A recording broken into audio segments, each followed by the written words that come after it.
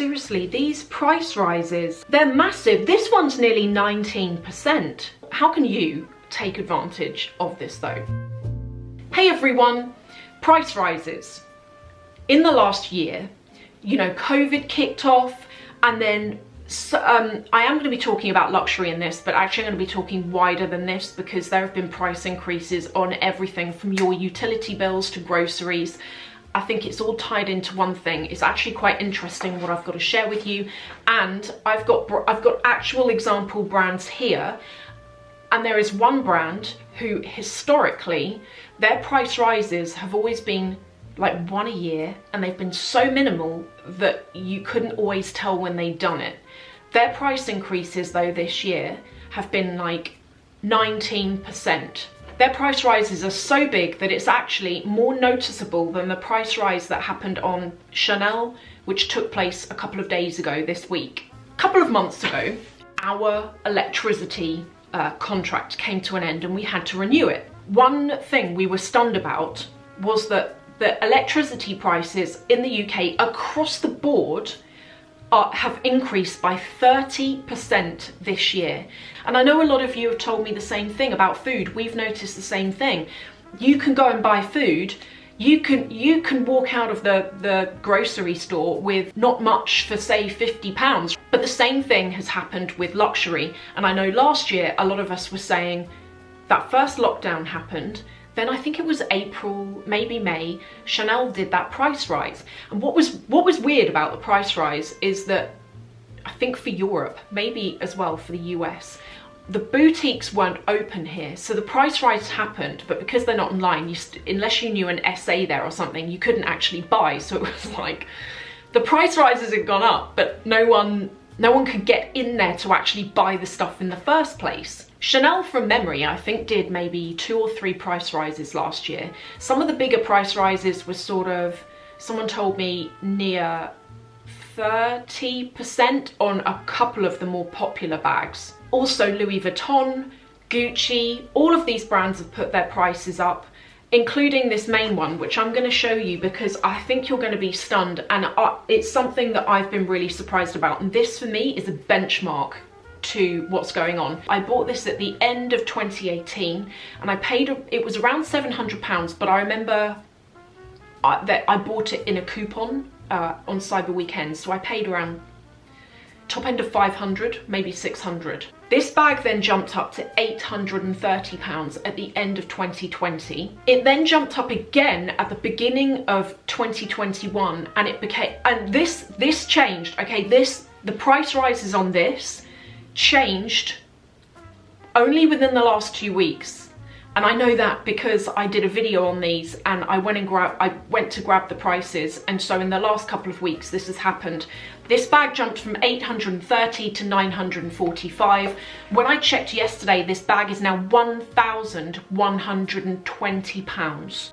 I noticed when I was going to grab the prices, check this out, in some places the Toy Lulu is still the original, I think £945, but it's being updated on other retail websites to the new price of 1,000. Oh, that's quite nice, isn't it?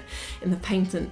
But it's being updated in other places to that new price of 1,120. It doesn't look like the puffer has increased at all, so it does appear to me, I don't know, I look at it and I think it looks like they've probably just picked their top selling bags and they've put the prices up on those. But yes, if you were thinking about this bag and you're thinking, oh no, it's over 1,000, do have a look, because I think on my Teresa and stuff like that, you can actually still get it for the pre-price. It's the college bag in the medium size. I bought this last year in 2020, Cyber Weekend. This was 1,500, but you know Farfetch do those 10% coupon code things that they give me every so often. They give me one of those to share. I used it for this bag, and at the time the coupon codes worked on Prada, they worked on Saint Laurent. Both of those brands legally have pulled out from being able to be applicable to those codes on third-party websites, so you can't get a discount anymore.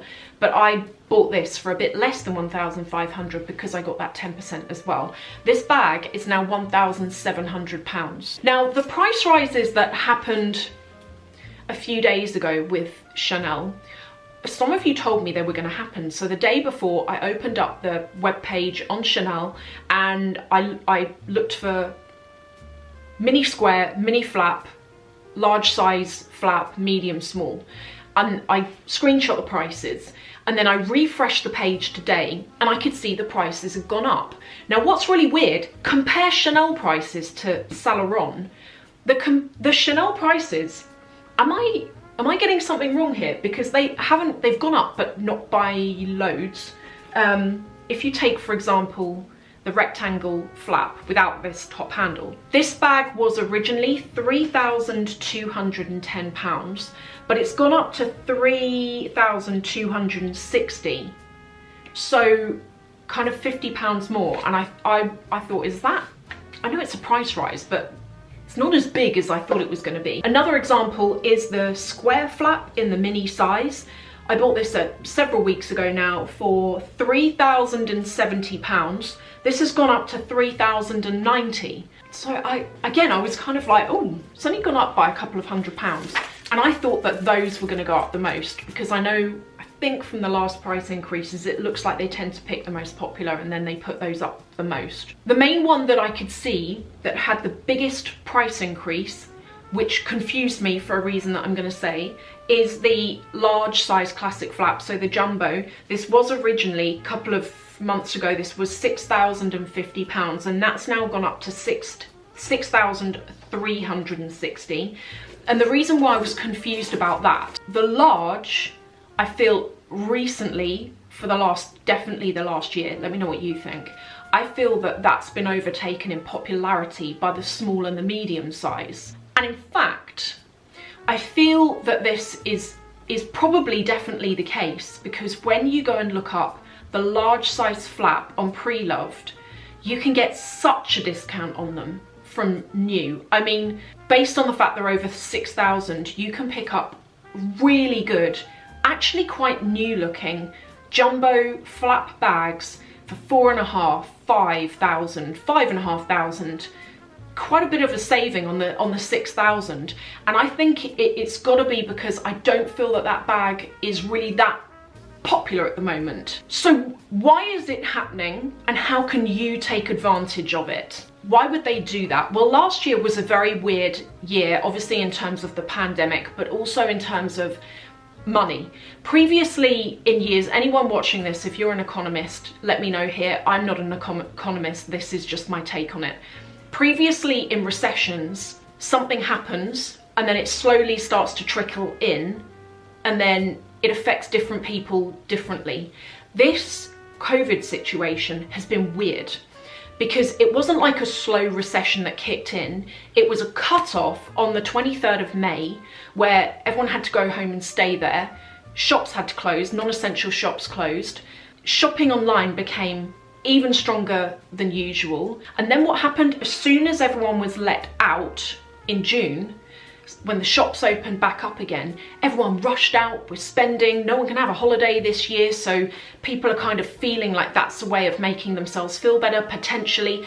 But to me, when I think about it, it's that stop-start nature of it. On top of that, the pandemic has meant that raw materials, supplies of goods have been really held up in getting to the countries that they're going to, but also they've been sparse and they've been harder to get hold of. So if you take Chanel, for example, actually even Louis Vuitton, apparently what happened last year, when I've done my research online, which I'll link to below, because the availability of, let's say, leather became difficult to get, there became a limited amount of stock because they weren't able to make new things. What that then did is it created more of a desirability for the stock that they actually had in store. And they were, even though they're a big luxury brand, apparently Louis Vuitton and Chanel, from this information I found, were still losing money because, particularly with Chanel, they're not online, they're in boutiques. So upping the price on the limited stock that they had allowed them to make back some of the money that they had lost and were losing. But also there's another thought that the reason for those price rises was to manage the brand image.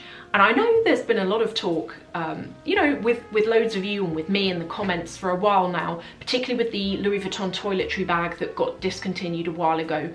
There is this kind of thing of maybe some of these brands are feeling like they're losing that exclusivity because online makes it feel like everyone's got this stuff, when actually everyone doesn't. It's just that we're a concentrated group of people all interested in this, and so it feels like the whole world's got this stuff, but actually the whole world doesn't. But maybe the brands are seeing it and they're trying to control the brand image by upping the price to dissuade more people. How can you take advantage of this though? At a time like this, now in my personal opinion, now is the time to sell.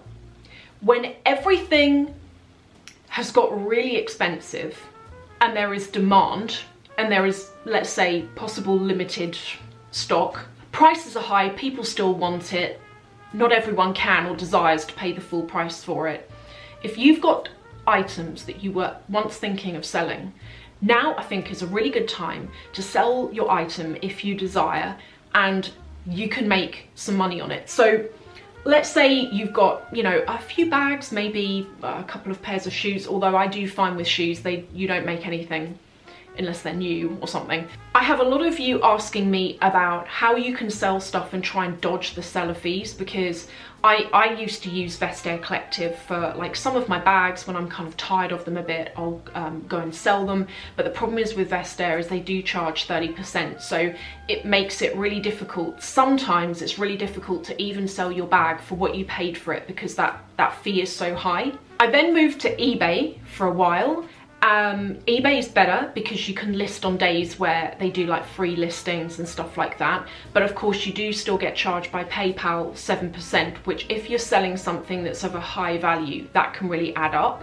I also quite like Depop, but again, the problem with Depop, if you're thinking of selling on there, is that you are charged 10% from Depop and then 7% from PayPal, so like 17%. I haven't sold anything for quite a few years now. I do have a couple of things that I want to sell, but I think I've said to you a couple of videos ago that I'm reticent now about selling items just because there's like so much fraud going on at the moment, and loads of you have told me horror stories where you've sold stuff and then the buyer claims that you put rocks in the box and they've taken out the bag and then they get their money back, and it does kind of make me nervous.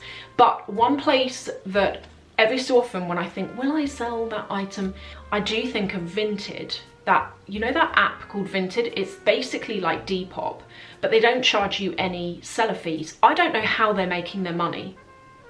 I thought that before. There may be adverts on there, but I haven't seen them.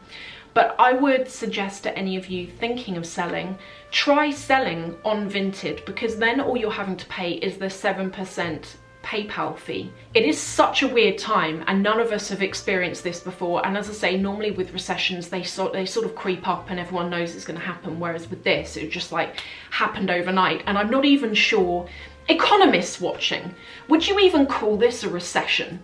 Probably based on stats it actually is a recession, but it doesn't feel like your regular recession, and there is still money out there.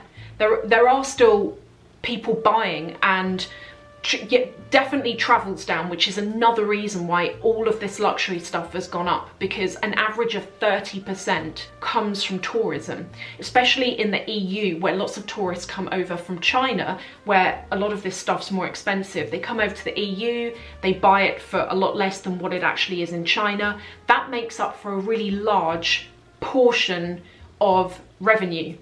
Thanks for watching. I'm going to go and talk to you now in the comments.